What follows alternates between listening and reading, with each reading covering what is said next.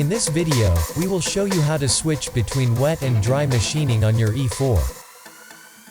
Note that for dry processing, you need to obtain the optional dry machining set from customer service. To switch from wet to dry machining, open the working chamber door. Pull the cooling liquid tank out of the machine.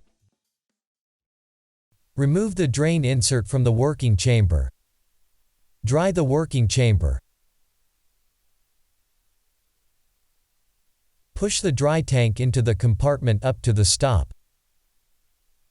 Connect the suction hose of the suction unit to the machine. If the machine controls the suction unit, switch the suction unit on and set it to the required level. Your machine is ready for dry machining. To switch from dry to wet machining, switch off the suction unit if it is running. Open the working chamber door. Clean the working chamber door gasket thoroughly with a damp cloth.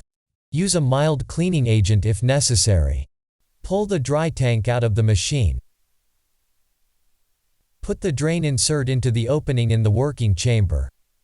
Ensure that there is enough cooling liquid in the cooling liquid tank.